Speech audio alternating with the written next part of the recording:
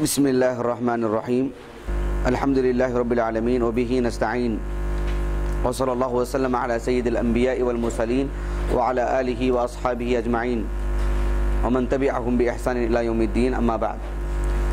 آج کا ہمارا جو اصل موضوع ہے وہ ہے فقہ الدعاء۔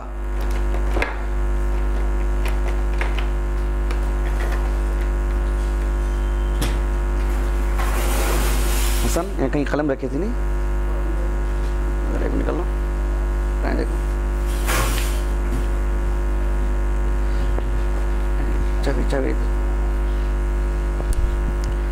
ہمارا جو اصل موضوع ہے وہ ہے فقہ الدعاء۔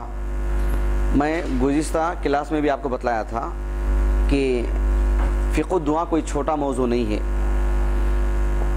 بہت بڑا موضوع ہے، یعنی بڑا اس معنی میں بھی کہ مقام کے اعتبار سے بھی بہت بڑی عبادت ہے، وہ مقام کے اعتبار سے بھی، لیکن اس کی جو تفصیلی باتیں ہیں اس اعتبار سے بھی وہ بہت بڑا موضوع ہے۔ جیسے عقیدے کی اور فلاں اور بہت سارے موضوعات پہ مختلف کلاسیں چلائی جاتی ہیں، نہیں اس طرح کی کلاسیں چلانے کی ضرورت ہے اس موضوع کے لیے، بہت بڑا موضوع ہے۔ جب آپ پڑھیں گے تبھی آپ کو معلوم ہوگا یہ موضوع کتنا بڑا ہے۔ تو بہرحال اس میں سے ہم لوگ چونکہ وقت کم ہے تو کچھ اہم باتیں ہم لوگ پڑھیں گے، اصولی باتیں۔ اس میں سے کل کی کلاس میں کچھ باتیں میں آپ کو بتلایا تھا، اس کی آگے کی باتوں میں سے ایک بات یہ ہے کہ جب ہم شریعت کی زبان میں جب ہم بولتے ہیں کہ دعا، شریعت کی زبان میں جب ہم بولتے ہیں دعا، میں تفصیل میں نہیں جاؤں گا، بہت اختصار سے بتلاؤں گا انشاءاللہ۔ شریعت کی زبان سے مطلب یہ ہے کہ قرآن میں یا احادیث رسول میں صلی اللہ علیہ وسلم جب ہم دعا کے الفاظ جب پڑھتے ہیں تو وہ دعا دو طرح کی ہوتی ہے، اس کے دو معنی ہوتے ہیں، دو مطلب اس کے ہوتے ہیں، اور دو معنوں میں سے ہر معنی دوسرے معنی کو لازم، کسی ایک معنی کو نہیں لیا جا سکتا، کسی ایک معنی کو ترجیح نہیں دی جا سکتی، دونوں اپنے آپ میں برابر کے ہیں، دونوں اسی اہمیت کے حامل ہیں۔ ایک کو لیا جائے تو دوسرا ضروری، اس کو لیا جائے تو یہ ضروری۔ تو جب ہم شریعت کی زبان میں جب ہم دعا بولتے ہیں وہ بنیادی طور پر دو چیزوں کو شامل ہے، بنیادی طور پر دو چیزوں کو شامل ہے۔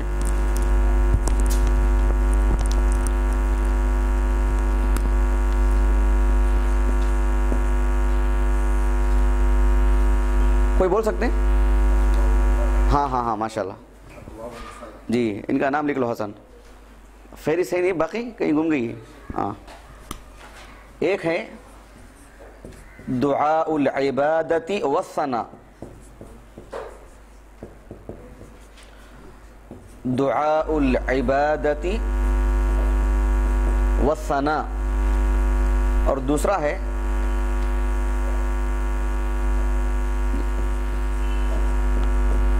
دعاء الطلب والمسألہ، دعاء الطلب والمسألہ۔ یہ دونوں چیزیں بڑی اہم ہیں۔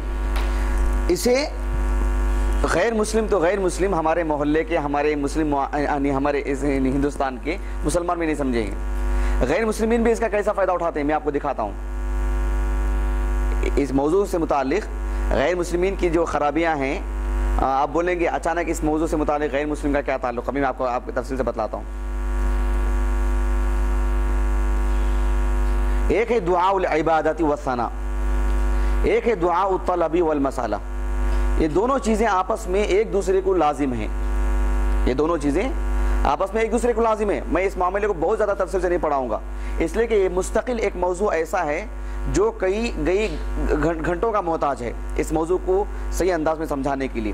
لیکن میں آپ کو آگے کی باتیں کچھ اہم ہیں وہ آپ کو بتلانے جا رہا ہوں، جیسے کہ میں گزشتہ کلاس میں بتلایا تھا کہ انبیاء علیہ الصلوۃ والسلام کی دعاؤں میں کیا چیز ہوتی ہے، میں وہ آپ کو بتلانے جا رہا ہوں انشاءاللہ۔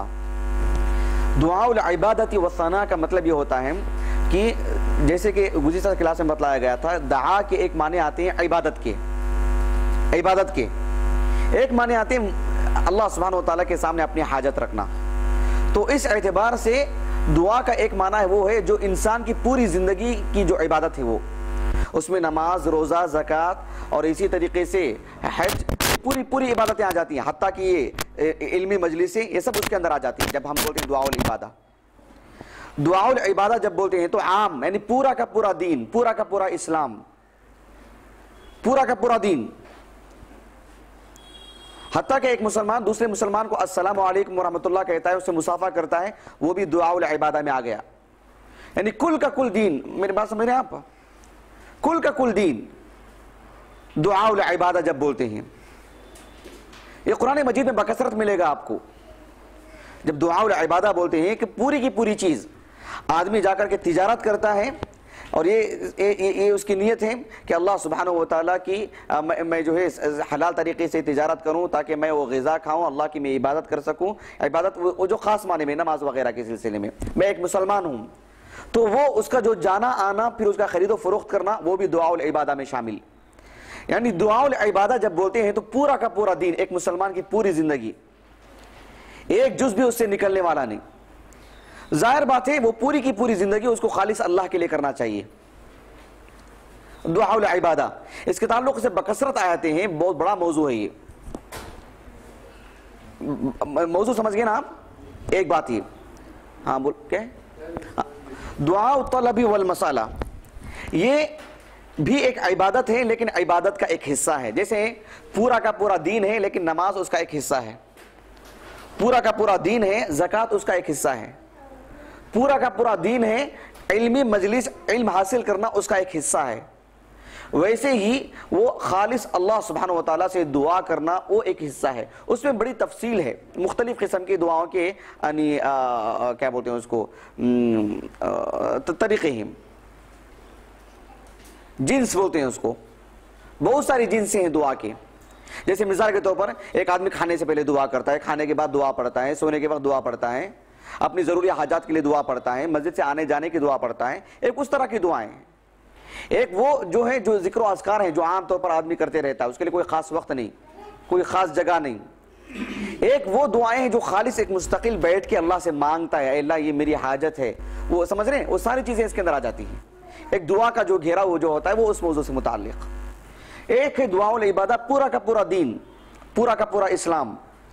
ہم دعا کا موضوع پڑھیں وہ بھی اس میں داخل، ہم سیرت پڑھیں وہ بھی اس میں داخل، ہم علوم القرآن پڑھیں وہ بھی اس میں داخل، ہم الایمان بالملائکہ پڑھیں عقیدے کا چیپٹر وہ بھی اس میں داخل. یہ ہے دعاء العبادہ، پورا کا پورا دین. لیکن وہ ہے خاص یعنی ایک حصہ دعا کا. اور دعا کے بہت سارے جو جنسیں ہیں. بات اچھی طرح واضح ہوگی نا الحمدللہ. مسئلہ سمجھنے کے لیے بس ایک مثال میں آپ کو دے دیتا ہوں جو اللہ نے ان دونوں کو گھیرا ہو کیا ہے ایک جگہ پر، بہت سارے مقامات پر ہے. میں تھوڑے اختصار سے بتلا رہا ہوں آپ کو.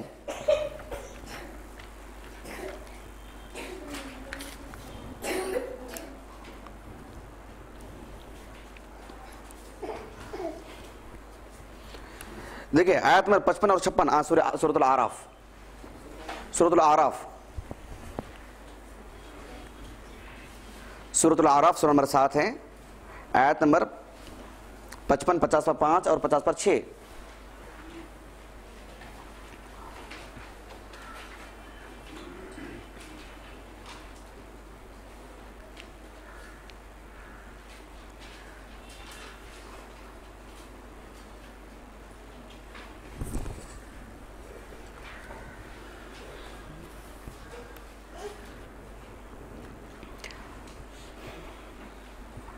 اللہ تعالیٰ نے فرمایا ادعوا ربکم تضرعا وخفیہ انہ لا يحب المعتدین. یعنی تم اللہ سبحانہ وتعالیٰ کو پکارو، یعنی دعا کرو. یہاں دعا کے معنی میں دعاء المسالہ، دعاء الطلب، دعاء المسالہ. گزشتہ کلاس میں کوئی سوال کیے تھے طلب اور سوال میں فرق کیا ہے کر کے. ہاں جی وہ بھی بس لفظوں کے حد تک معلوم کر کے رکھیے. طلب خاص ہے، سوال عام ہے. طلب خاص ہے، سوال عام ہے، دونوں میں بھی اگر بہت باریک فرق دیکھنا چاہیں تو. چلیے تو دعا و طلب کے سلسلے میں اللہ نے فرمایا ادعوا ربکم تضرعا، یعنی اللہ سبحانہ و تعالیٰ سے دعا کیا کرو گڑ گڑا کر کے، الہ وزاری کے ساتھ، تضرعا. اور دعاؤں کا یہ راز ہے کہ آدمی کو جہاں تک ہو سکے دعائیں چپکے سے کرنا چاہیے، دکھا کر کے نہیں. زور زور سے دعائیں سب کو معلوم ہو جائے ایسا سب نہیں ہونا. دعاؤں کا خاص جو راز والی جو بات ہے یعنی نداء خفیہ، جیسے سورہ مریم میں اللہ رب العالمین نے فرمایا. سورہ مریم کی بالکل ابتدائی آیت دیکھیں. زکریا علیہ السلام کی دعا کے سلسلے میں اللہ رب العالمین نے فرمایا کاف ہا یا عین صاد، سورہ نمبر 19، ذکر رحمت ربک عبدہ زکریا اذ نادى ربه نداء خفیا. ہاں دعا کے معنی میں نداء خفیا، ہلکے پھلکے انداز میں، آہستگی کے ساتھ. اللہ سبحانہ وتعالیٰ سے دعاؤں کا جو راز ہے، اس میں راز بول رہا ہوں، اس کی جو فقہ ہے وہ یہ کہ آدمی جہاں تک ہو سکے اپنی دعاؤں کو چھپائے، اس کے بندوں کے سامنے اس کا اظہار ہونے نہ دے، آواز ہی پست رکھے، اور ایک خامہ کا ایک معاملہ سب کو معلوم ہو جانا کہ بہت دعائیں کرتے ہیں، دعاؤں میں بڑا مشغلہ ہے ان کا، ہر نماز کے بعد دعا، سب کے سامنے دعا، یہ سب آدمی چھپا کے رکھنا. یہ ایک تو ظاہری شکل صورت کے اعتبار سے بھی، ایک ہے اپنے الفاظ کے اعتبار سے بھی. اللہ سے اپنا تعلق رکھنا چاہیے، اس کے اخلاص کی دلیل ہے وہ. اس کا یہ ہرگز بھی مطلب نہیں ہے کہ آدمی کسی طور پر بھی فرض نماز کے بعد دعا ہی نہ کرے، یا مجلس میں وہ دعا ہی نہ کرے، یہ مطلب نہیں ہرگز اس کا. لیکن دعاؤں کا جو سب سے بڑا معاملہ ہے، آدمی اسے مخفی رکھے، چھپا کے رکھے. یہ ایک بہت بڑا موضوع ہے. ابن تیمیہ رحمہ اللہ نے کئی صفحے لکھے اس ایک موضوع پر کہ دعاؤں کو چھپا کے کرنا چاہیے، ذکر و اذکار آہستگی سے کرنا چاہیے. کئی صفحے انہوں نے لکھا ہے. بہرحال وہ فی الحال کا اصل ہمارا موضوع نہیں ہے. گڑ گڑا کر کے الہ وزاری کے ساتھ. تو یہاں پر جو ہے دعاء الطلب والمسالہ، انہ لا يحب المعتدین، اللہ سبحانہ وتعالی معتدین کو یعنی حد سے بڑھ جانے والوں کو پسند نہیں کرتا ہے. یعنی اس کا بھی تعلق دعا سے بہت زیادہ ہے. یعنی لمبی چوڑی دعائیں کرنا، مانگنا، لمبی چوڑی دعا ایسے آپ کو نہیں ملے گی چیز. شریعت میں اس کا کوئی دخل نہیں ہے. بعض مولوی لوگ اس کے عادی رہتے ہیں، افطاری کے موقع پر، دیگر موقع پر، اور بلکہ بعض پروگراموں میں لوگ جاتے ہیں اسی لیے کہ دعا ہے فلاں کی، لمبی چوڑی دعا. سمجھ رہے نا، شریعت میں اس کا کوئی حصہ نہیں ہے. اسی لیے اللہ نے کہا انہ لا يحب المعتدین، حد سے بڑھ جانے والوں کو اللہ پسند نہیں کرتا ہے. صرف وہ ایک ہی چیز نہیں ہے، دیگر بھی چیزیں ہیں دعاؤں کے سلسلے میں. ایسی چیزیں مانگنا جو اللہ سبحانہ وتعالیٰ کی سنت، اس کا طریقہ یہ ہے کہ وہ چیز عطا نہیں کرے گا. جیسے کوئی نبوت مانگے، کوئی یہ مانگے کہ اے اللہ میں انسانوں کی طرف سے چلنے والا نہ رہوں، میں اڑنے والا بھی بن جاؤں، میں جہاں چاہے میں اڑتا بھی رہوں. ایسی چیزیں نہیں مانگنا چاہیے جو انسان کی فطرت کے باہر کی چیزیں ہیں، جو اس کے ذیب نہیں دیتی ہیں. تو یہ بھی جو اعتداد میں سے آ جاتا ہے. بہرحال اس کی بڑی تفصیل ہے.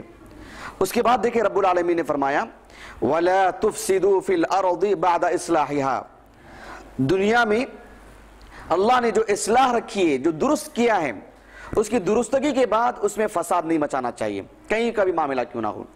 یہ بہت اہم چیز ہے. یہ اس پر جو ہے یعنی مسلمانوں کی تربیت ہونی چاہیے. اللہ سبحانہ وتعالیٰ کی توحید، اس کی شریعت کا علم جہاں دیا جاتا ہو، جہاں خالص اچھے مسلمان ہوں، اچھی زندگی کرتے ہوں، فساد برپا نہیں کرنا چاہیے وہاں پر. اسی لیے اللہ نے فرمایا وَلَا تُفْسِدُوا فِي الْأَرْضِ بَعْدَ إِصْلَاحِهَا. اب اس کے بعد دیکھیے دعاء العبادت والثناء وَادْعُوهُ خَوْفًا وَطَمَعًا. اللہ سبحانہ وتعالیٰ کی عبادت کیا کرو، یعنی اللہ سے ڈر کر کے، یعنی اللہ کی نافرمانی سے ڈرنا، اور اللہ کے ہاں جو جنت کا جو وعدہ ہے اس کی طمع، اس کی لالچ میں آگے بڑھنا، اللہ کی رضا کے لیے آگے بڑھنا. یہ پورا کا پورا دین، یہ صرف ہاتھ اٹھا کے دعا کی جانے والی وہ بات نہیں ہے. پورا کا پورا دین. وَادْعُوهُ خَوْفًا وَطَمَعًا إِنَّ رَحْمَةَ اللَّهِ قَرِيبٌ مِّنَ الْمُحْسِنِينَ. احسان یہ پورے دین کو شامل ہے. بات اچھی طرح واضح ہو گیا آپ کو؟ تو یہ بڑا تفصیلی موضوع ہے. اس موضوع سے متعلق بہت باریکیاں بھی ہیں، وہ پڑھیں گے تو پھر وہ بہت اہم چیزیں ہیں ہماری تربیت کے لیے اور ہمارے ایمان کے اضافے کے لیے. یہ ایک حصہ ہے، اس کو آپ یہاں تک رکھیے. اس کے بعد ایک اور چیز وہ یہ ہے کہ قرآن مجید میں اور احادیث مبارکہ میں جو دعائیں ہیں، اگر آپ ذرا گہرائی سے ذرا توجہ دے کے پڑھیں گے آپ تو آپ کو معلوم ہوگا کہ دعائیں دو طرح کی ہیں. یعنی دو طرح کی مطلب یہ بھی دو طرح کی، وہ بھی دو طرح کی، وہ معنی میں نہیں. یہ ایک الگ قسم، وہ ایک الگ قسم. اس اعتبار سے یعنی سوال کے اعتبار سے بھی دعا کی دو قسمیں ہیں. سوال کے اعتبار سے بھی، یا تو آپ اسے سوال کے بجائے المسئلہ لکھ لیجئے. المسئلہ سے مراد ایک مسئلہ بتلاتا ہوں، وہ مسئلہ نہیں، یہ مسئلہ مراد، یعنی اللہ سے سوال کرنا، وہ معنی میں المسئلہ. وہ یہ ہے، یہاں لکھ دیتا ہوں میں آپ کے لیے آسانی ہوگی. ایک ہے الطلب، ایک ہے الخبر. یہ دیکھنے کو معمولی چیز ہے لیکن بڑی اہم چیز ہے. اس کا بہت اہم رول ہے ہماری دعاؤں میں.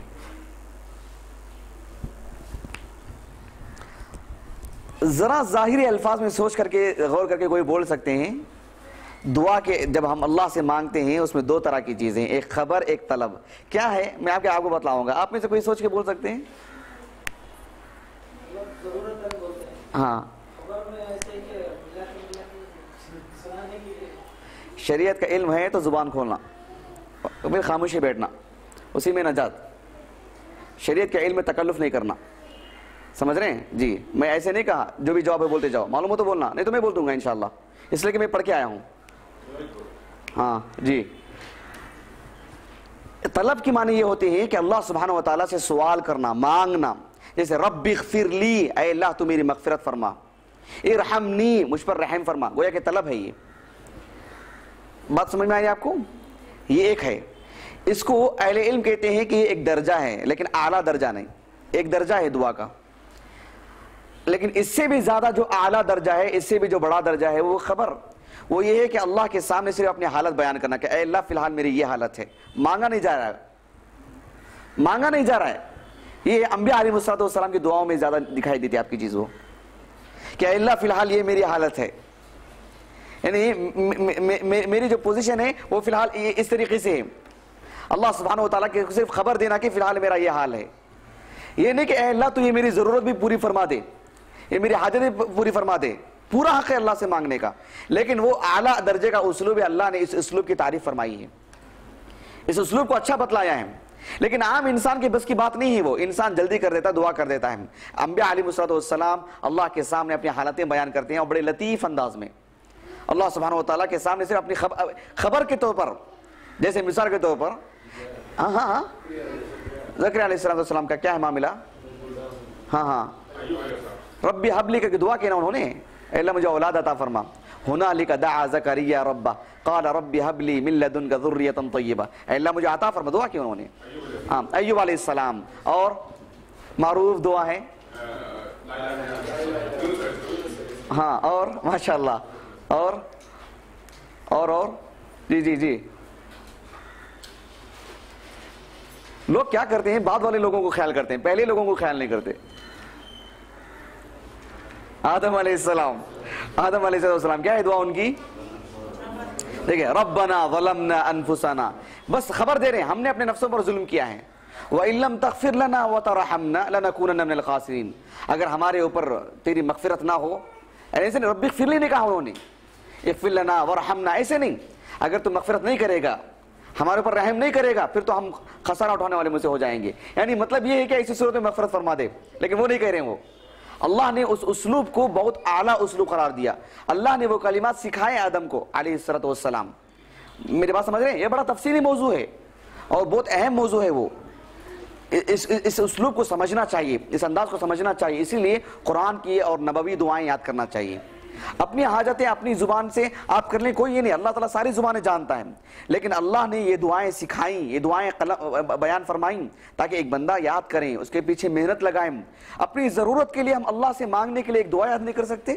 یاد کرنا چاہیے. اسی لیے آپ دیکھیں گے شریعت میں یعنی آیتیں بڑی بڑی ہیں، 5 لائن کی، 6 لائن کی دعائیں کبھی آپ کو نہیں ملے گی، 5 لائن کی 6 لائن کی دعائیں نہیں ملیں گی. قرآن کی سب سے بڑی آیت کریمہ طول کے اعتبار سے 1 صفحے کی 15 لائن کے قرآن میں. 15 لائن کا جو مصحف آپ لوگوں کے پاس ہے آپ کے ہاتھوں میں، پورے 1 صفحہ. اگر 13 لائن کا جو مصحف ہے اس میں 1.5 صفحہ. لیکن دعا دیکھیں گے آپ ایک سطر کی، ایک سطر کی دعا، لیکن زمین و آسمان کی ساری خوبیاں اس کے اندر آ جاتی ہیں. سبحان اللہ. تو ایک ہے طلب، ایک ہے خبر. یہ آپ کو بہت ساری جگہ پر ملیں گے آپ کو شریعت میں، لیکن ذرا غور کرنا ان دعاؤں میں آپ. چلیے انشاءاللہ جو میں اصل موضوع جو کل کے لیے آپ سے جو وعدہ کیا تھا وہ آپ کو بتلاؤں گا انشاءاللہ. وہ یہ ہے کہ انبیاء علیہ السلام کی جو دعائیں ہیں اس کا مقام اور اس کا مرتبہ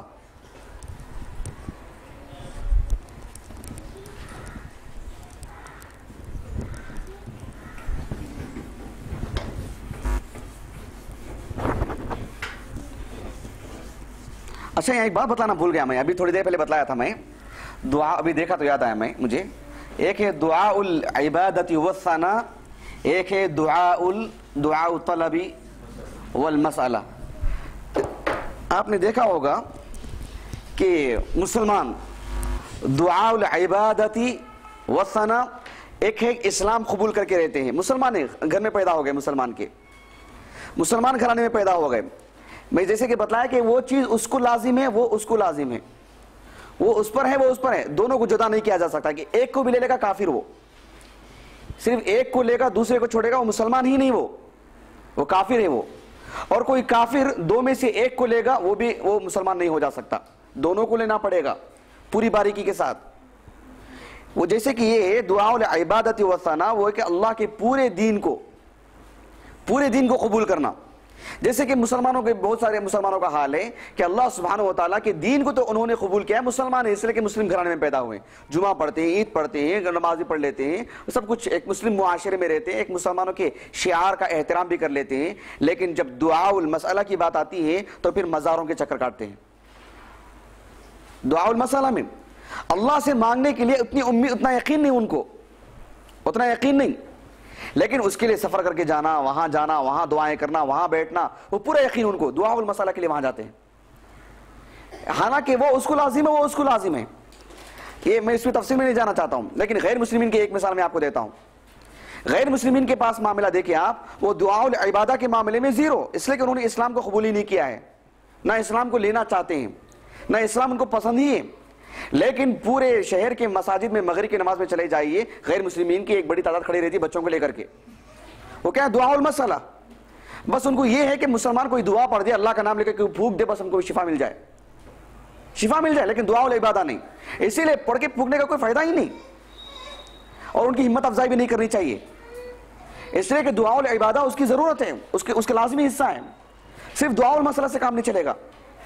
یہ کیا ضرورت کے لیے نعوذ باللہ اللہ کے لیے بس ایک شفا مل جائے، دو کلمے پکا لے رہے ہیں سورہ فاتحہ پڑھ کر کے کام نکل گیا، ایسا نہیں ہو سکتا.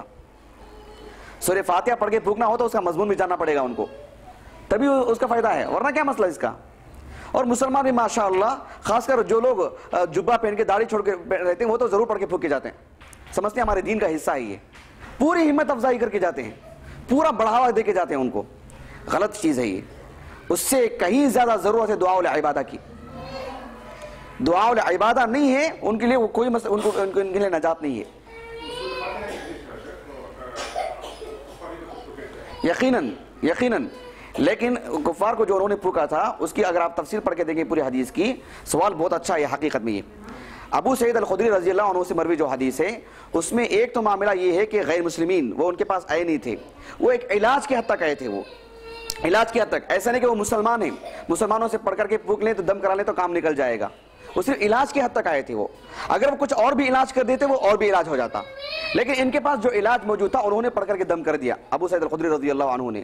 وہ اس اعتبار سے نہیں، مسلمانوں کا یہاں جو مساجد کا ماحول ہے وہ بالکل الگ تلگ ہے، وہ صرف آتے اس لیے کہ یہ مسلمان ہے، یہ مسجد ہے، یہاں سے ان سے دم کروانا ضروری ہے، یہاں سے دم کروا لیں گے تو پھر کام نکل جائے گا، اس حد تک کیا آتے ہیں وہ. ان کے عقیدے کو ہم روزانہ ضرورت کے اعتبار سے ان کو بڑھاوا دے رہے ہیں. وہ معاملہ ایک اضطراری معاملہ ہے، اضطراری معاملہ، ایک اچانک ہو جانے والا معاملہ. اور وہ بھی معاملہ ایسا ہے کہ انہوں نے ایک مسلمان کے اعتبار سے ایک قوم کے اعتبار سے سامنا کیے تھے ان کا، کہ آپ میں سے کوئی ہے جو سانپ کا ڈسے ہوئے کو جو ہمارے سردار کا علاج کر دے، آپ میں سے کسی کو علاج معلوم ہو اس کا تو آپ علاج کر دیجئے. تو صحابی رسول جو ان میں سے تھے سب غور و فکر کر رہے تھے کہ کیا کر کے آ رہی ہیں.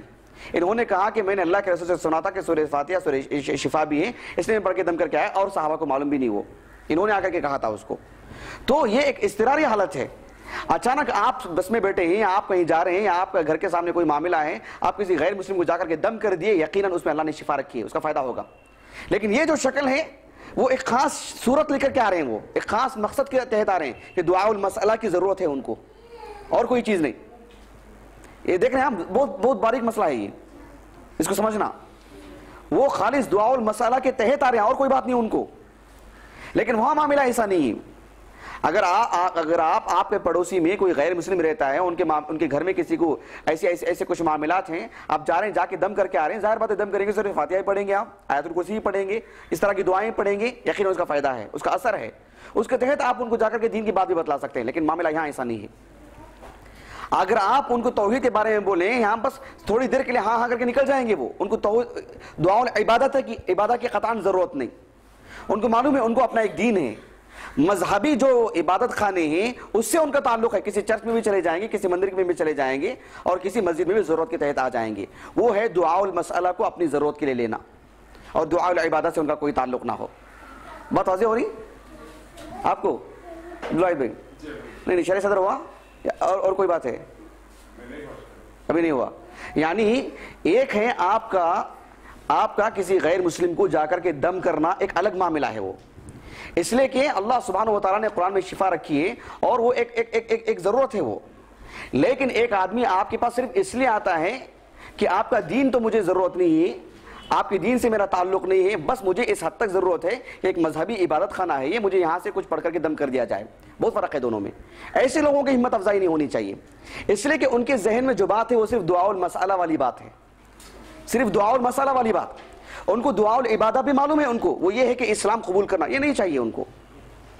لیکن یہ جو معاملہ ہے اچانک کسی کا معاملہ درپیش آ جائے، اسے ایک آدمی دم کر دے، کیونکہ یہ ایک ہماری مسجد فرقان کا مسئلہ نہیں، پورے شہر کی مسجدوں کا مسئلہ ہے، اس لیے کہ ان کے ذہنوں میں بات ہی ایسی ہے، دعا المسئلہ کی ضرورت ہے ان کو. المسئلہ والی جو بات ہے بس وہ چاہیے ان کو، بس ان کے بچے کی طبیعت ٹھیک ہو جائے وہ ان کے لیے کافی ہے. جبکہ نادانوں کو اتنا بھی نہیں معلوم کہ مغرب کے بعد بچوں کو نہیں نکالنا چاہیے، خواہ مخواہ کے باہر نکل کے کھڑے رہتے ہیں.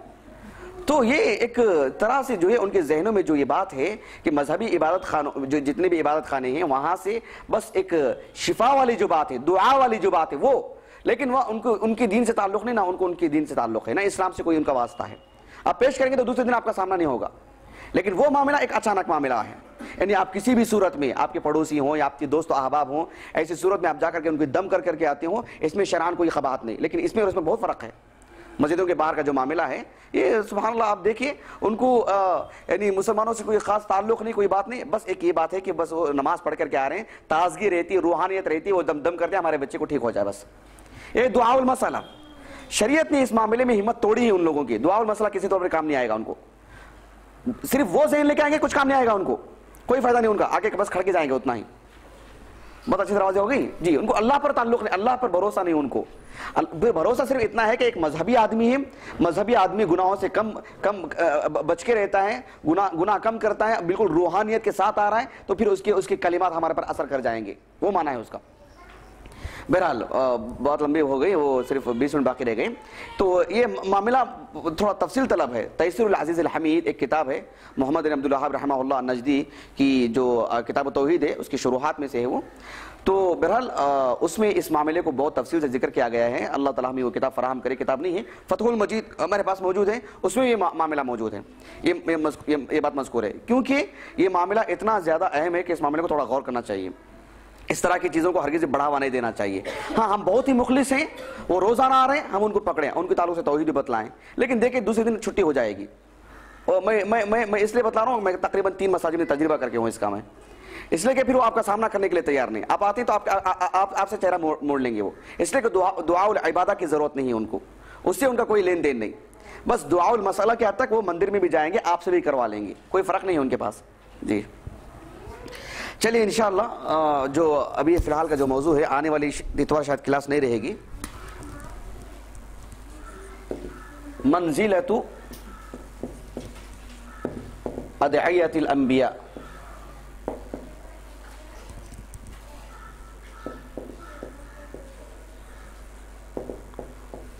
علیہم السلام.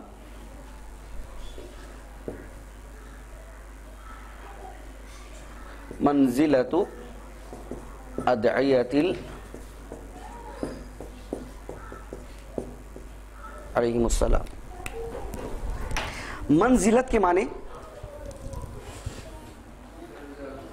مقام، مرتبہ، درجہ، مقام و مرتبہ.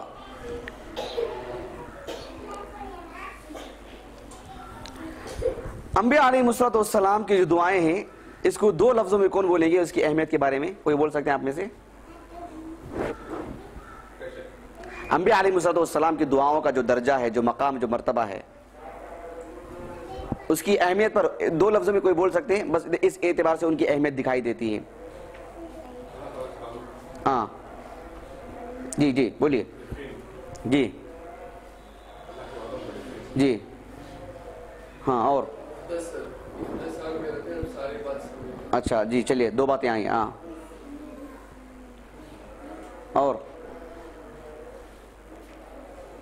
میں ہی بولوں. بہت ساری چیزیں ہیں اس میں، جیسے کہ ہمارے 2 ساتھیوں نے کہا. ایک ہے یعنی اللہ سبحانہ و تعالیٰ سے تعلق میں ان سے زیادہ تعلق رکھنے والی کوئی رکھنے والی کوئی قوم نہیں ہے انبیاء علیہ السلام سے بڑھ کر کے. کوئی انسان ایسا نہیں جو اللہ سے اتنا گہرا تعلق ہو جو انبیاء کا ہوتا ہے.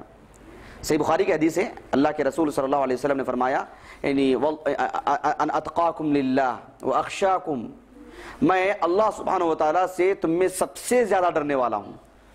یعنی پورے انسانوں سے بڑھ کر کے, بالخصوص وہاں پر ابو بکر عمر بھی تھے پورے صحابہ میں. کہا کہ انبیاء علیہ السلام کے بعد سب سے عظیم انسان ابو بکر ہیں رضی اللہ عنہ. تو آپ صلی اللہ علیہ وسلم کا یہ کہنا کہ تم میں سب سے زیادہ اللہ سے تقوی اختیار کرنے والا, اللہ کی خشیت میرے دل میں ہے, یہ آپ کو کہنا ضروری ہے, کیونکہ آپ کو اللہ نے کہنے کے لیے کہا, آپ کے اندر اللہ نے وہ چیز رکھی. تو انبیاء علیہ السلام کا اللہ سبحانہ و تعالیٰ کے وعدوں پر یقین اور غیر معمولی تعلق, جازم پورے جزم کے ساتھ اللہ سے دعا کرنا, اسی لیے ان کی دعائیں چھوٹی موٹی ہوا کرتی تھی, بہت بڑی بڑی دعائیں نہیں. تو ان سب کے باوجود انبیاء علیہ السلام کی دعائیں کے سلسلے میں اہمیت جاننے کے لیے آپ کو یہ بھی دیکھنا چاہیے کہ اللہ سبحانہ و تعالیٰ نے قرآن مجید میں سورہ انعام کھولی, سورہ نمبر 6,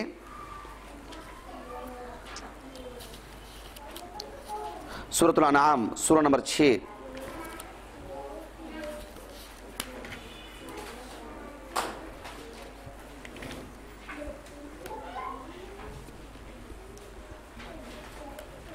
سورۃ الانعام سورہ نمبر 6 دیکھیے, آیت نمبر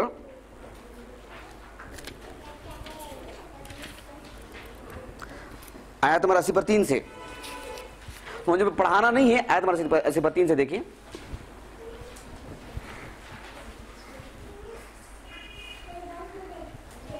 سورہ نساء کے اواخر میں, آخری آیتوں میں اللہ تعالیٰ نے بہت سارے انبیاء علیہ السلام کا ایک جگہ نام لیا ہے, ایک ہی جگہ میں.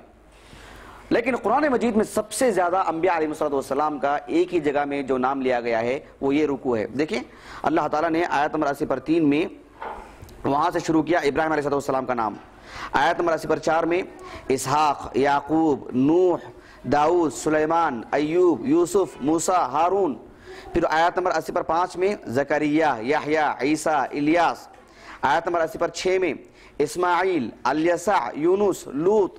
اللہ سبحانہ و تعالیٰ نے 18 انبیاء علیہ السلام کے نام لیے ایک ساتھ. اتنی بڑی تعداد میں کسی اور مقام پر اتنے سارے انبیاء کے نام ایک ساتھ نہیں ذکر کیے گئے ہیں, اتنے سارے انبیاء علیہ السلام کے نام.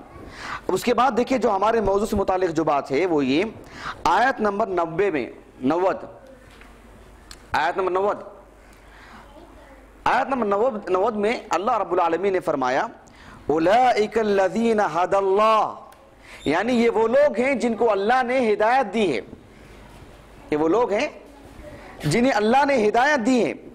فبہداہم اقتدی, فبہداہم یعنی انہی کے راستے پہ اقتدی, آپ بھی چلیے, آپ بھی اقتدا کیجئے. فبہداہم, انہی کے راستے میں اللہ رب العالمین نے فرمایا فبہداہم اقتدی, یعنی تم اقتدا کرو, تم بھی اسی راستے پر چلو. فبہداہم جس راستے پر وہ تھے, یعنی انہی کے راستے پر چلو, انہی کے راستے پر چلو. یہ ہر اعتبار سے اللہ سے ان کا تعلق, بندوں کے سلسلے میں ان کی خیر خواہی, اللہ کی شریعت کو اپنے اور اوروں پر نافذ کرنا, اللہ سبحانہ و تعالیٰ کے وعدوں پر یقین رکھنا, اللہ سبحانہ و تعالیٰ کی شریعت کو لوگوں میں پھیلانے کی خاطر ان کا جو جذبہ تھا, ان کی جو محنت تھی, وہ ہر اعتبار سے, اور جب تکلیفیں آتی ہیں تو صبر کرنا, ہر اعتبار سے آپ ان کے نقش قدم پر چلیے, ہر اعتبار سے انہی کے راستے پر رہیے, ہر اعتبار سے.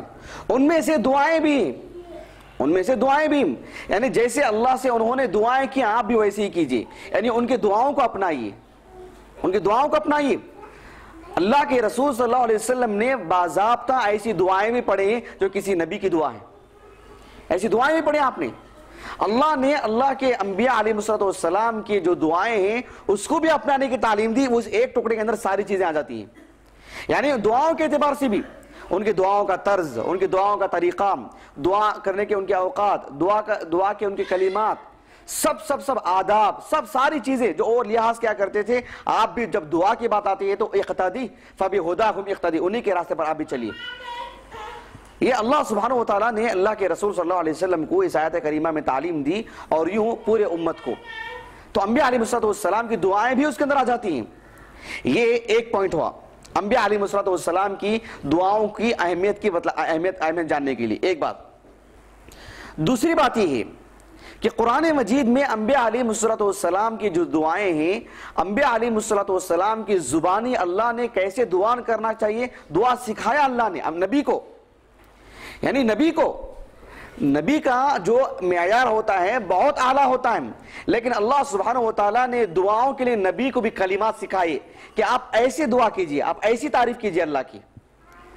اب دیکھیں مثال کے طور پر آدم علیہ السلام کی بات لیجئے۔ آدم علیہ السلام کی سورۃ الاعراف سورہ نمبر 7 میں اللہ سبحانہ وتعالیٰ نے جو دعا نقل فرمائی ہے، سورۃ الاعراف کو لئے سورہ نمبر 7، معروف دعا ہے، سب جانتے ہیں، سب کو شاید یاد رہے گی، وہ ہے نا، سب کو یاد جی، معروف دعا ہے۔ اللہ تعالیٰ نے فرمایا قالا، یعنی آدم و حوا نے کہا علیہم السلام، ربنا ظلمنا انفسنا وَإِن لَّمْ تَغْفِرْ لَنَا وَتَرْحَمْنَا لَنَكُونَنَّ مِنَ الْخَاسِرِينَ، بڑی تاکید کے ساتھ، ایک تو نون ثقیلہ لَنَكُونَنَّ تاکید کے لیے، اور شروع میں لام تاکید لَنَكُونَنَّ مِنَ الْخَاسِرِينَ، یعنی کہ اے اللہ تیری مغفرت نہیں ہے تو پھر کوئی معاملہ ہی نہیں، خسارہ ہی خسارہ ہے۔ 20/2 20/3 قرآن مجید کی ایک آیت کی تفسیر دوسری آیت کرتی ہے۔ یہاں یہ بات ہے کہ اللہ سبحانہ وتعالیٰ نے ان کی دعا نقل فرمائی۔ آدم علیہ السلام دنیا ابھی دیکھ رہے ہیں، ابھی دنیا کا نظارہ کیا انہوں نے، پیدا ہونے کے بعد ایک بہت بڑی مدت، ایک زمانہ، ایک دو دن کی بات نہیں، وہ قرآن مجید پڑھیں گے تو لگے گا کہ 1 گھنٹے 2 گھنٹے کی بات ہے، نہیں، ایک زمانہ، ایک بڑی مدت جنت میں، جنت کی نعمتیں، اللہ کی رضا، جنت کی پوشاک، جنت کی لباسیں، جنت کی مسندیں، سب بہترین ایک زندگی۔ ابھی دنیا میں آئے ہیں، دنیا پہلی مرتبہ دیکھے ہیں، عجیب و غریب ماحول ہے یہاں کا، کیا بولنا کیا کرنا کچھ سجائی نہیں دے رہا ہے۔ میری بات واضح ہو رہی ہے آپ کو، اندازہ لگا رہے ہیں، یعنی وہ ہیبت ناک جو منظر ہے وہ سوچنے کی بات ہے۔ وہ اللہ سبحانہ وتعالیٰ نے اس دنیا میں کسی کو نہیں رکھا ہے، کوئی تسلی دینے والا نہیں۔ آدم و حوا بھی جدا ہیں، اس میں وہ جو مصروف ہیں، اس میں مشغول ہیں، ایک دنیا چھوڑ کر کے، جنت جیسے عظیم نعمت چھوڑ کر کے دنیا میں آئے ہیں، وہ 2 الگ الگ دنیا ہیں، 2 الگ الگ جگہیں ہیں، الگ زمین و آسمان کا فرق ہے دونوں میں۔ ایک اچانک زمین میں آئے ہیں، اللہ سے کیا مانگیں، ایک تو شرمندہ بھی ہیں، کیا کر کے بولیں اللہ کو، کیا انداز میں اللہ سے کلمات کہیں، کیسی دعا کریں، کیا کریں۔ اللہ سبحانہ وتعالیٰ کس قدر خیرخواہ ہے بندوں کے حق میں۔ دیکھیں آدم علیہ السلام کے اندر جو ہیبت تھی، اور جس قدر وہ ایک طرح سے پریشان تھے، آدمی ایسی پریشانی میں کیا کرنا کیا کہنا، آدمی کو اس کو سجھائی نہیں دیتا، آدمی کو کوئی سجھائی نہیں دیتا۔ اللہ سبحانہ وتعالیٰ نے جب کسی پر خیر کرنا ہو، اللہ سبحانہ وتعالیٰ کسی بندے کے حق میں خیر لکھا ہے، اسے اپنے قریب کرنا چاہتا ہے، اس پر دعاؤں کے دروازے کھول دیتا ہے۔ معلوم ہے آپ کو، یہ بڑی اہم چیز ہے۔ اسی لیے آپ دیکھیں گے کچھ لوگ ایسے ہوتے ہیں جن کے پاس کوئی سہارا نہیں، اللہ تعالیٰ ان کی زبان سے دعائیں جاری کراتا ہے، اور اللہ تعالیٰ کی غیبی مدد ان کو ہوتی ہے۔ جو بہت سارے اسباب، بہت سارے سہاروں کے باوجود بھی اسے وہ خیر نہیں ملتا جو تنہا آدمی کو، بے سہارا آدمی کو وہ چیز مل جاتی ہے۔ اللہ اس کی زبان سے دعائیں نکال دیتا ہے۔ جس پہ مشکلیں آتی ہیں، آفتیں آتی ہیں، اللہ سے اس کا تعلق شروع دن سے رہا ہے، اللہ اس کے اوپر خیر کا معاملہ کرے گا۔ کرتا کیا ہے؟ اس کی زبان کھول دیتا اللہ تعالیٰ، وہ دعائیں کرنے لگتا ہے۔ آدم علیہ السلام کا بھی معاملہ ایسا ہی، اللہ تعالیٰ نے آدم علیہ السلام کے تعلق سے کہا، سورہ توبہ کھولی، نہیں سورہ بقرہ آیت نمبر 30/7،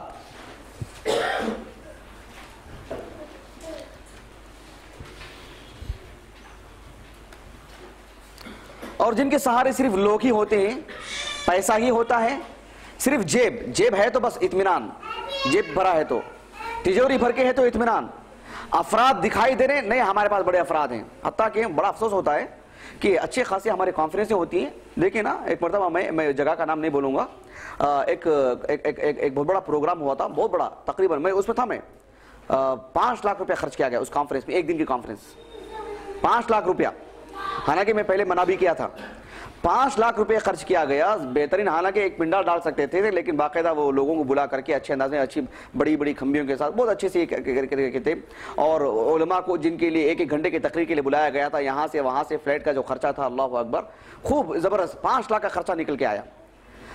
اب صبح میں کانفرنس ہے 8 بجے سے، میں واللہ بول رہا ہوں، میں تھا، میں اس میں وہاں پر رات میں تقریباً بارش شروع ہوئی, صبح میں 8 بجے پروگرام شروع ہونا ہے. یعنی میں دیکھ رہا تھا کہ پروگرام دیکھنے کے لیے بھی گیا تھا میں کہ کیسے کیا کر سب کچھ, کسی کو بھی پوچھو سب, ہمارے پاس والنٹیئر بہت ہیں, افراد بہت ہیں, علماء بھی آ جا رہے ہیں, یہ بھی ہو جا رہا ہے, وہ بھی ہو جا رہا ہے, سب کچھ. وہ رات کی جو بارش آئی, بارش سے زیادہ ایسی ہوا آئی کہ پورا پنڈل اوپر کا اڑ گیا, وہ پورا اسٹیج گر گیا, وہ اللہ اکبر, بڑا تعجب ہوا. پھر مزید 2 لاکھ روپے خرچ کرنے پڑے اسٹیج سجانے کے لیے, ہے نہیں. بہرحال میں پوری دیانتداری پوری سچائی سے بتلا رہا ہوں, لوگوں کو وہیں پر جمع کیا, وہیں پر جب سب صبح میں دیکھنے کے لیے آئے, سبوں کے سامنے جو ہے بس زوردار ایک انداز میں ایک تقریر کیا اور بتلایا کہ اللہ سے ہمارا تعلق کہاں رہا. ہم کو یہ سوچنا چاہیے افراد پہ ہمارا بھروسہ ہے, پنڈال پہ ہمارا بھروسہ ہے, علماء آ رہے کر کے ہمارا بھروسہ ہے. 3 بڑے علماء نہیں آ سکے وہاں پر, ان کے کچھ ذاتی مسائل تھے. یہ سب بات کی چیزیں, یہ سب آدمی کو اللہ سے دعا کرنا چاہیے. ایک معمولی جھوپڑ پٹی کے آدمی بہت بڑا کام کر سکتا ہے اللہ سے تعلق ہو تو. صرف یہ کہ افراد, ہمارے پاس کانفرنس چل رہے ہیں, افراد ہیں, والنٹیئر ہیں, یہ ہیں, وہ ہیں. یہ مسلمانوں کی بات کروں, غیر مسلم کی چھوڑیے. جس جگہ پر اللہ سے تعلق ٹوٹے گا بس اللہ تعالیٰ اس کو اسی جگہ میں کر دے گا, جو چاہے کرو. آدمی کو اللہ سے تعلق ہونا چاہیے, یہ بہت بڑی بات ہے. اللہ تعالیٰ نے آدم علیہ السلام کے سلسلے میں کہا آیت نمبر 37 میں, فَتَلَقَّى آدَمُ, تلقا بولتے ہیں سن کے لینا, تلقا بولتے ہیں کسی چیز سے, کوئی چیز کسی سے سن کے لینا. یعنی ایک ہوتا ہے میں کتاب سے پڑھ کر کے لے لیا, اس کو تلقا کا لفظ استعمال نہیں کرتے. کسی سے سن کے لینا یعنی ایک طالب علم کا اپنے استاد سے بیٹھ کر کے ان کے پاس پڑھنے کو جو علم جو لیا جاتا ہے, ہاں سامنے کتاب ہوگی, سب کچھ ہوگا, لیکن اس طرز سے جو علم لیا جاتا ہے اس کے لیے یہ لفظ استعمال کیا جاتا ہے. اللہ سبحانہ و تعالیٰ نے ان کو یہ کلمات سکھائے, فَتَلَقَّى. اور یہ بھی دیکھیے اللہ سبحانہ و تعالیٰ نے انہیں پریشان نہیں چھوڑا, ان کو اللہ نے پریشان اور جو ہے در بدر کی ٹھوکریں کھا رہی نہیں, کیوں, شروع سے تعلق ہے نا اللہ کا ان کا, تو اللہ تعالیٰ ایسے موقع پر ان کو جو ہے چھوڑ نہیں دیتا ہے. اللہ سبحانہ و تعالیٰ نے فرمایا فَتَلَقَّى آدَمُ مِن رَبِّهِ کلمات, انہوں نے اپنے رب سے کچھ کلمات یہ انہوں نے, اور کلمات پڑھنا تھا. فَتَابَ عَلَيْهِ, اللہ نے ان کی توبہ کو قبول فرمایا, اللہ نے ان پر رحم کیا. تابہ کے ساتھ جب علا کا معنی آتا ہے تو رحم کرنے کے معنی آتے ہیں, توبہ قبول کرنے کے معنی آتے ہیں. لیکن جب صرف تابہ کا معنی آتا ہے تو اس کے معنی آتی ہے توبہ کرنا. صرف تابہ آئے گا تو فعل کیا ہوگا معنی, توبہ کرنا. وَمَن تَابَ وَعَمِلَ صَالِحًا فَإِنَّهُ يَتُوبُ إِلَى اللَّهِ مَتَابًا. وَمَن تَابَ, جس نے توبہ کی, لیکن توبہ کے ساتھ جب علا کا صلہ آتا ہے تو توبہ قبول کرنے کے معنی آ جاتے ہیں, توبہ قبول کرنے کے معنی آ جاتے ہیں. تو اللہ تعالیٰ نے فرمایا کہ جیسے انہوں نے وہ کلمات پڑھے, فَتَابَ عَلَيْهِمْ, ظاہر بات ہے سمجھ کے ہی پڑھے ہوں گے, پورے دل کی گہرائیوں سے پڑھا ہوگا انہوں نے. ربنا ظلمنا انفسنا وان لم تغفر لنا وترحمنا لنكونن من الخاسرین. اللہ نے کہا کہ جیسے انہوں نے پڑھا فتاب علیہ انہ هو التواب الرحیم. یہاں کہنے کی بات یہ ہے کہ اللہ نے انبیاء کو دعا کیسے کرنا, کیا کلمات پڑھنا اللہ نے سکھائے ہیں. وہ ہم ہماری مغفرت کے لیے لمبی چوڑی دعائیں کریں اتنی کام نہیں آتی ہیں جو ایک دعا شعور کے ساتھ پڑھی جائے, ربنا ظلمنا انفسنا وان لم تغفر. کیوں, اللہ نے سکھائی ہے, وہ ایک نبی کو اللہ نے سکھائی, وہی کر کے اللہ سبحانہ و تعالی نے وہ دعا سکھائی. آپ اندازہ لگا رہے. ایک اور میں آپ کو بتلاتا ہوں, دیکھیے سورہ النور کھولیے, المومنون کھولیے, سورہ نمبر 23 ہے, سورۃ المؤمنون سورہ نمبر 23. یہ سب کیوں بتا رہا ہوں میں آپ کو, انبیاء کی دعاؤں کی کتنی اہمیت ہے. وہ سورہ نمبر 23 دیکھیں, آیت نمبر ہے 28, آیت نمبر 28.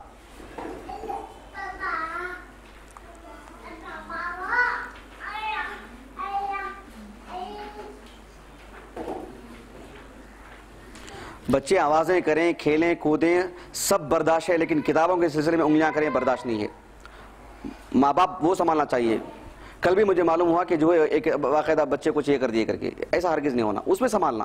وہ کرسی توڑنے کے لیے بول دیجیے, توڑ دیجیے, کوئی مسئلہ نہیں, سمجھ نا. اگر بچے کے اندر طاقت ہے تو توڑنے کے لیے بول دیجیے, کتابوں کے لیے نہیں چھونا, وہ جائز نہیں, اس کے لیے ماں باپ کو پکڑا جائے گا. جی دیکھیں, اللہ رب العالمین نے فرمایا, نوح علیہ السلام واقعہ سب کو معلوم ہے, لیکن ذرا ذہن میں وہ منظر آنا چاہیے. نوح علیہ السلام ایک لمبی مدت تک اپنی قوم کے پیچھے پڑے رہے. ایک زمانہ آیا, اللہ سبحانہ و تعالیٰ نے نوح علیہ السلام کو کشتی بنانے کا حکم دیا. کشتی بنائی گئی, اہل ایمان کو اس میں سوار کیا گیا, اور ایک عام پانی کی بات نہیں تھی, وہ سمندر والی بات نہیں تھی. ذرا نقشہ کہیں ہو, اوپر ہے کیا رہنے دیجیے. اگر آپ دیکھیں نوح علیہ السلام کی تبلیغ کا جو محور ہے, جو جگہ ہے, آپ دیکھیں گے شمال ہو, جنوب ہو, مشرق ہو, مغرب ہو, دور دور تک آپ کو پانی دکھائی نہیں دے گا, دور دور تک بھی. ظاہر بات ہے جب کشتی بنائی جا رہی تھی ہنسا گیا ان کے اوپر, کہاں لے کے جائیں گے کشتی کو؟ ایسے نہیں کہ ساحل میں بیٹھ کے بنائے کشتی, دور دور تک بھی. اگر وہ نقشہ ہوتا تو میں آپ کو بتلاتا میں کون سا علاقہ ہے ان کا, کہاں وہ ایسا کام ہوا.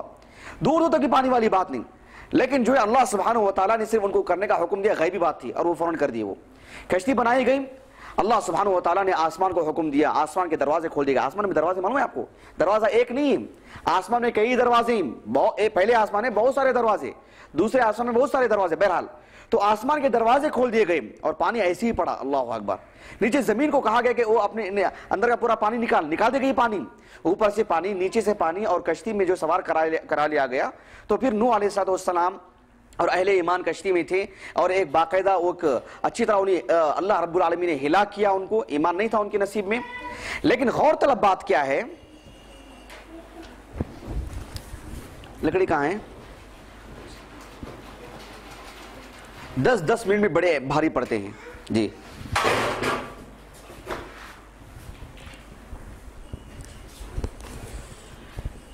یہ جو علاقہ دیکھ رہے ہیں آپ, بغداد کا جو علاقہ دیکھ رہے ہیں, بغداد کے اوپر کا جو علاقہ ہے, یہ نوح علیہ السلام کی تبلیغ کا مسکن ہے.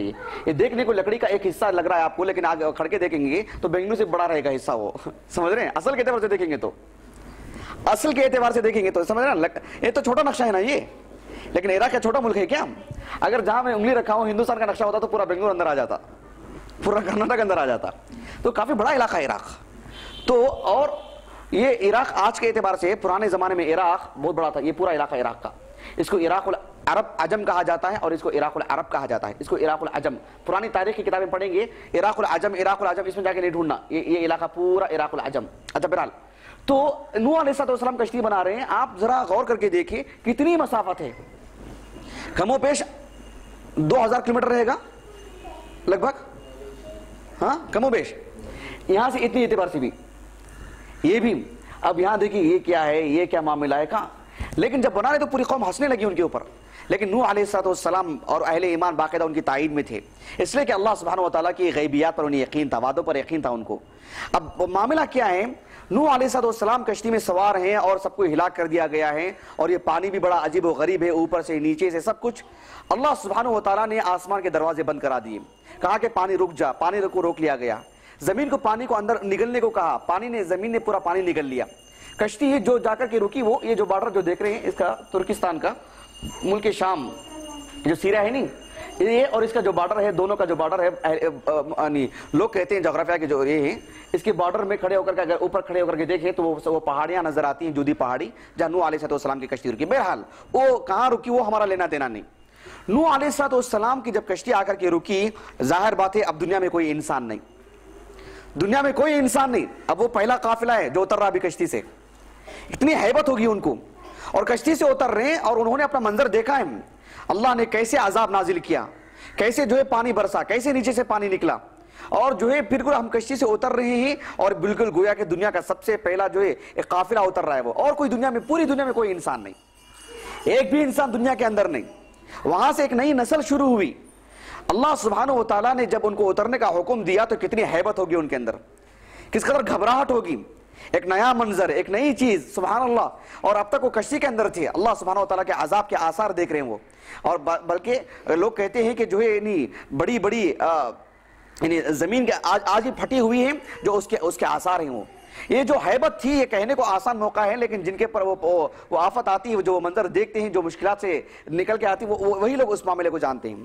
اب دیکھیں نوح علیہ السلام سے کہا گیا فَإِذَا اسْتَوَيْتَ, جب تم کشتی پر اچھی طرح مکمل طور پر بیٹھ جاؤ, انت ومن معک, تم بھی اور تمہارے ساتھ جو اہل ایمان ہیں, تو پھر علی الفلک, یعنی کشتی, فلک بڑی کشتی کو بولتے ہیں, فقل الحمد للہ الذی نجانا من القوم الظالمین, تم کہو کہ تمام تعریفیں اللہ کے لیے ہیں جس نے ہم کو ظالموں سے, اللہ نے ہمیں نجات دی, ظالم قوم سے, ظالم قوم سے اللہ نے ہمیں نجات دی. اب کشتی میں ہیں, اب دیکھیں وقر, اب اترنے کی جو بات ہے کوئی آسان بات نہیں ہے, کوئی آسان, کوئی چھوٹی موٹی بات نہیں ہے, اس لیے کہ اوپر سے بھی پانی آیا ہے, نیچے سے بھی پانی آیا ہے, ایک پہاڑ کے پاس کھڑا کر کے اتارا جا رہا ہے, وہاں سے نیچے آنے کو کہا جا رہا ہے, کوئی معمولی بات نہیں تھی.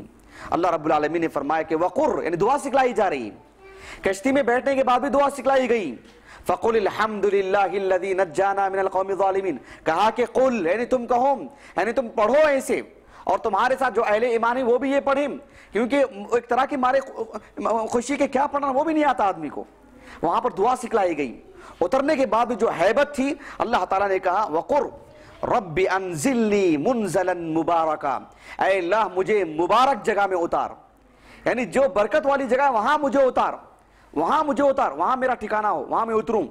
اس لیے کہ معمولی بات نہیں ہے, عذابات کی جگہ میں عذابات کے آثار وغیرہ ہوں, ایسی ہیبت ناک جگہ میں اللہ نے دعا سکھائی انبیاء کو. وَأَنْتَ خَيْرُ الْمُنزِلِينَ, اور تو بہترین اتارنے والوں میں سے ہیں. اللہ سبحانہ وتعالیٰ نے انبیاء کو دعائیں سکھائیں, تو انبیاء کی دعاؤں کا یہ مقام اور یہ مرتبہ ہے.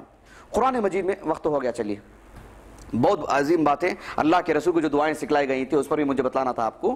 بہرحال پھر اس کے بعد انبیاء علیہ السلام کی دعائیں کس طرز کی ہوتی ہیں, یعنی کچھ ایسی دعائیں ہوتی ہیں جو ان کی قوم کی ہدایت کے لیے, کچھ دعائیں ایسی ہوتی ہیں جو ان کی قوم کی ہلاکت کے لیے, انبیاء نے بد دعائیں تک کی, اور کچھ دعائیں ایسی ہوتی ہیں جو ان کے اہل و عیال اور فیملی کے لیے, کچھ دعائیں ایسی ہوتی ہیں جو ان کے اپنی ذات کے لیے. لیکن ہر دعا میں انہوں نے کیسے کیسے الفاظ استعمال کرتے ہیں. یعنی دعا تو عام ہوتی ہے, لیکن اگر آپ دیکھیں گے عربی زبان میں وہ لفظ بالکل سوٹ نہیں کرے گا, لیکن نبی وہی لفظ استعمال کرتے ہیں. لیکن اگر آپ ذرا غور کریں گے تو اس دعا کے لیے وہی لفظ سب سے زیادہ موزوں ہوتا ہے. یہ ایسی باریکیاں ہیں. ایک مثال میں آپ کو دوں, میں آپ کو بس سمجھانے کے لیے. چلیے سورہ ابراہیم کھولیے. میں وقت زیادہ نہیں لینا چاہتا کیونکہ دین کے نام پر زبردستی مجھے بالکل بھی پسند نہیں ہے. سورہ انبیاء کھولیے, سورہ ابراہیم کھولیے, سورہ نمبر 14.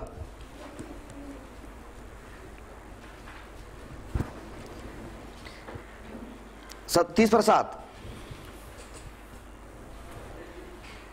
ایک لفظ نبی کا, ایک لفظ اتنا زو مانا, اتنا با مانا, اس قدر اپنے اندر گہرائی رکھا رہتا. انبیاء کی دعائیں یاد کرنا چاہیے, قرآن کی دعائیں یاد کرنا چاہیے, اور احادیث میں جو دعائیں وارد ہیں وہ یاد کرنا چاہیے. میں ایک مثال آپ کو دیتا ہوں, بس میں آپ کو میں اپنی بات ختم کر دیتا ہوں. ایک مثال معروف دعا ہے سورہ ابراہیم کی, سورہ نمبر 14 آیت نمبر 30 پر 7. اب دیکھیے ابراہیم علیہ السلام جب کعبۃ اللہ کی تعمیر کر دی, جب کعبۃ اللہ کو بنا دی, دیکھیے کس قدر باریکی ہے. سورہ ابراہیم کی آیت نمبر نہیں 305 دیکھیں, 305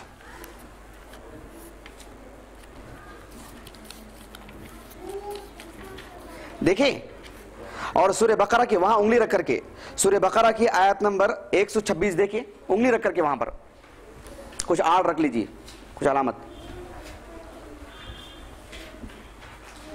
آیت نمبر ہے 126 سورہ بقرہ کی.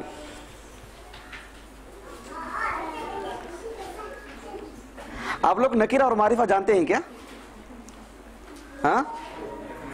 ہاں پڑھنے کو ایک بات ہے, الف لام آ جائے تو ایک ضمہ, نہیں آیا تو دو ضمہ, ایسا نہیں ہے. وہ ایک قاعدہ, ایک الگ چیز.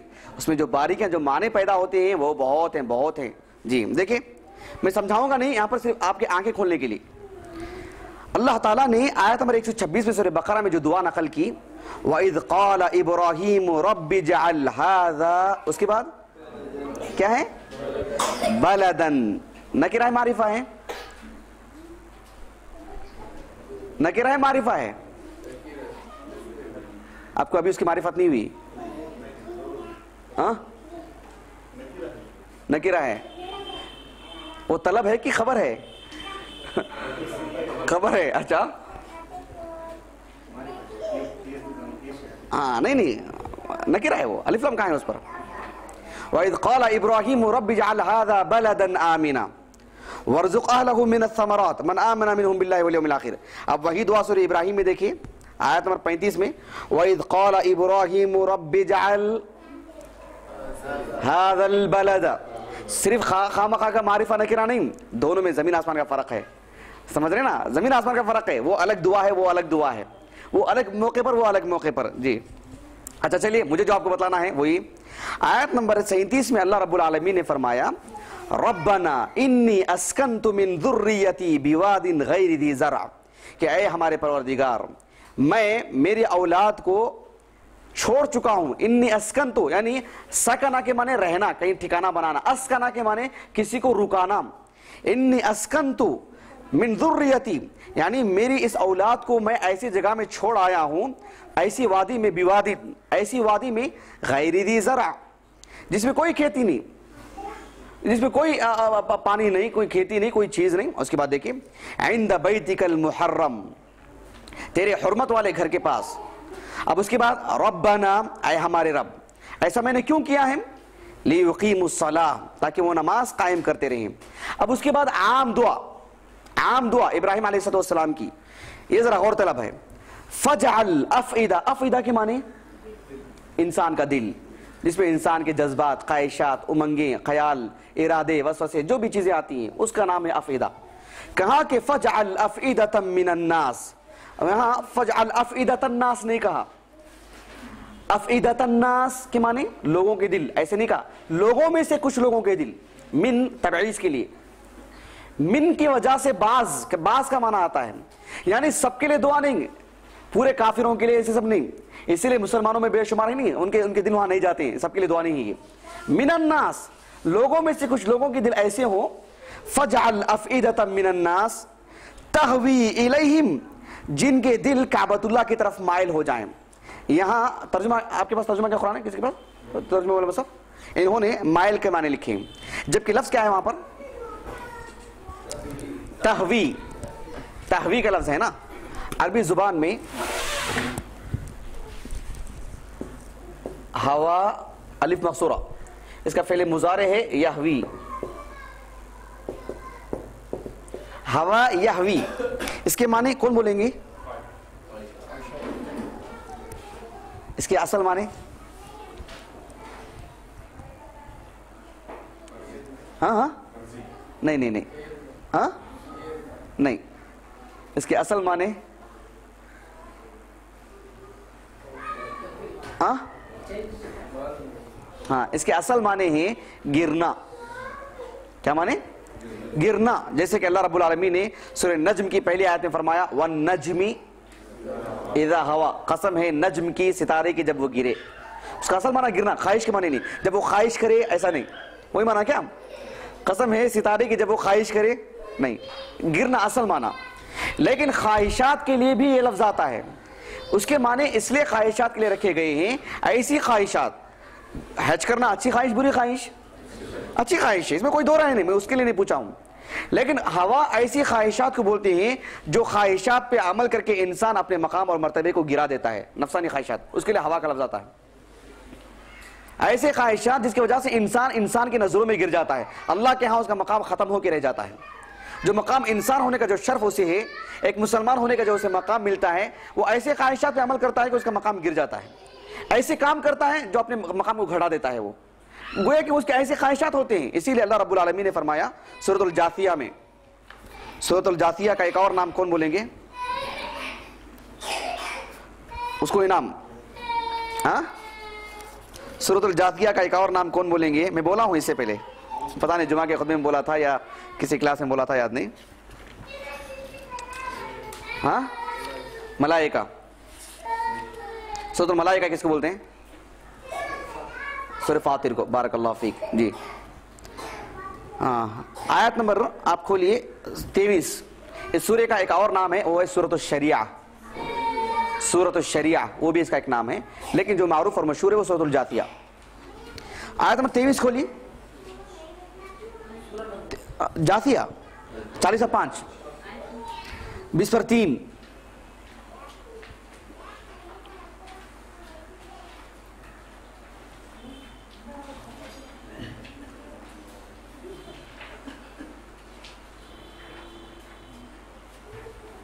کھولیے اس آیت کریمہ میں. دیکھیں میں صرف وہ آپ لفظ بتا رہا ہوں آپ کو. میں اللہ تعالیٰ نے کہا افرأیت، نہیں ذرا بتلاؤ، ذرا دیکھو، من جو شخص اتخذ الہہ ہواہ، یعنی اتخذ ہواہ الہ.